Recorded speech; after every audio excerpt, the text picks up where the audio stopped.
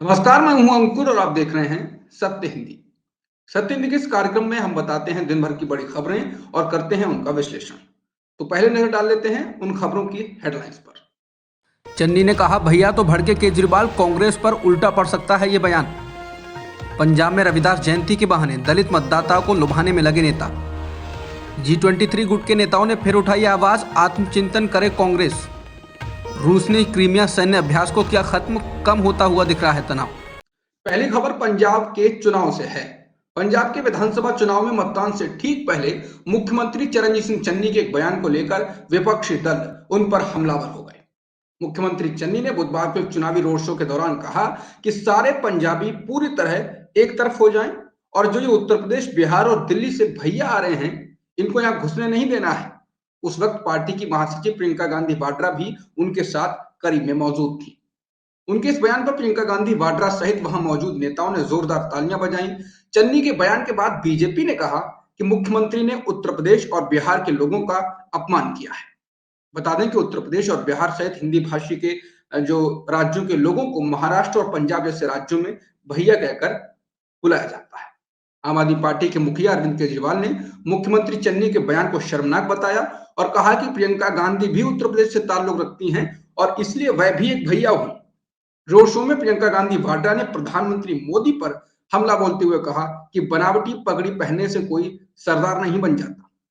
यहाँ इस बात का जिक्र करना जरूरी होगा कि उत्तर प्रदेश, बिहार सहित हिंदी भाषी राज्यों से बड़ी संख्या में लोग पंजाब में रोजगार के लिए जाते हैं और वहां बस भी चुके हैं। पंजाब में हिंदी भाषी राज्यों के मतदाताओं की कई सीटों पर अच्छी खासी उपस्थिति भी है और ऐसे में मुख्यमंत्री चन्नी का यह बयान कहीं कांग्रेस को भारी तो ना पड़ जाए। वहीं दूसरी ओर उत्तर प्रदेश की पूर्व मुख्यमंत्री और बसपा की प्रमुख मायावती ने इस पर प्रतिक्रिया दी। उन्होंने चन्नी के बयान को शर्मनाक बताते हुए कहा कि पंजाब के कांग्रेसी सीएम ने शीर्ष नेतृत्व की मौजूदगी में, यानी कि प्रियंका गांधी की मौजूदगी में, यूपी व बिहार के लोगों का जिस प्रकार से अपमान किया वो अति शर्मनाक है। उन्होंने कहा कि ऐसे में इन दोनों राज्यों के लोग कांग्रेस को पंजाब व यूपी में भी हो रहे विधानसभा आम चुनाव में जरूर सबक सिखाएं। बिहार के लोग भी इसका जरूर उचित संज्ञान लें।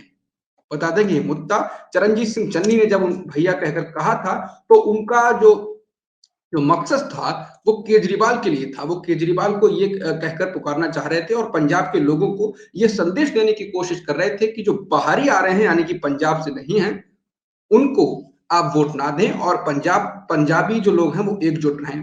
जो बाहरी और भीतरी का जो खेल राजनीति में आजकल चल रहा है, बंगाल में भी हुआ था और उत्तर प्रदेश में भी एक वक्त कहा गया था कि गुजरात से बाहर जो नेता आ रहे हैं उनको ना हो। 2017 की बात है। तो ये राजनीति में आम है। कहने का मतलब है राज्य के लोगों में एक जो जैसे राष्ट्रवाद होता है वैसे राज्यवाद को जगाने के लिए ये चीजें कही जाती हैं। हालांकि कभी कभी उल्टी भी पड़ जाती हैं। पंजाब में देखते हैं कि होता क्या है। अब बढ़ते हैं अगली खबर की ओर।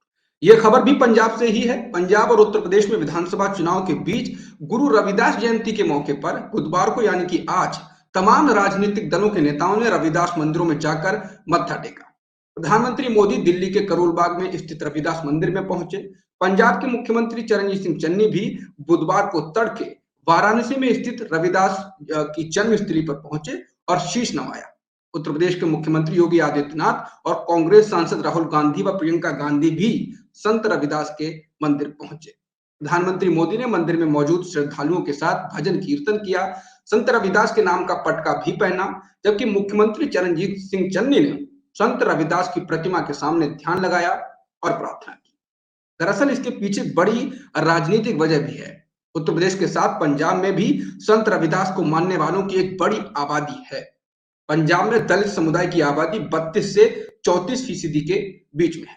इससे बड़ी तादाद उन लोगों की है जो संत रविदास में आस्था रखते हैं। उन्हें पंजाब में रविदासिया भी कहा जाता है। इसके अलावा उत्तर प्रदेश में भी कुछ जगहों पर संत रविदास के अनुयायियों की एक बड़ी तादाद है।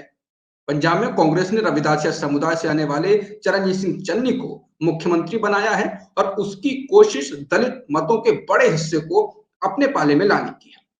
उसे उम्मीद है कि चरणजीत सिंह चन्नी को मुख्यमंत्री बनाने से इस समुदाय के लोग बड़ी संख्या में उसके साथ आएंगे।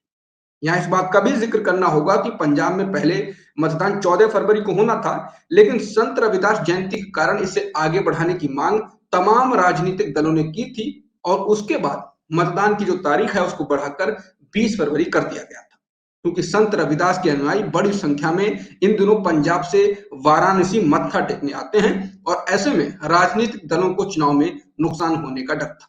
इसलिए चुनाव आयोग ने उनकी इस मांग को स्वीकार किया था और मतदान की तिथि में बदलाव कर दिया था। पंजाब में इस बार जोरदार चुनावी मुकाबला है और कांग्रेस को आम आदमी पार्टी और बाकी दलों से कड़ी चुनौती मिल रही है। देखना होगा कि सभी राजनीतिक पार्टियों का दाव किस ओर जाता है, किसका फायदा होगा। हम बढ़ते हैं अगली खबर की ओर। अगली खबर कांग्रेस से संबंधित है।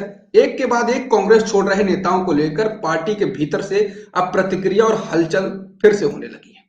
G23 गुट के नेताओं ने कहा कि पूर्व केंद्रीय मंत्री अश्विनी कुमार का पार्टी छोड़ना यह दिखाता है कि पार्टी में सब कुछ ठीक नहीं है। बता दें कि अश्विनी कुमार ने मंगलवार को कांग्रेस को अलविदा कह दिया। G23 गुट के नेताओं में शुमार गुलाम नबी आजाद ने कहा है कि एक के बाद एक नेताओं का कांग्रेस छोड़कर जाना बेहद चिंताजनक विषय है। राज्यसभा में कांग्रेस के उपनेता आनंद शर्मा और लोकसभा में सांसद मनीष तिवारी ने कहा कि पार्टी को इसे लेकर आत्मचिंतन करने की जरूरत है। G23 गुट के नेताओं ने अगस्त 2020 में कांग्रेस अध्यक्ष सोनिया गांधी को पत्र लिखकर कई सवाल उठाए थे, जो कि अब जो सार्वजनिक है, जग जाहिर है, और पार्टी की कार्यशैली में बदलाव की आवाज को बुलंद किया था।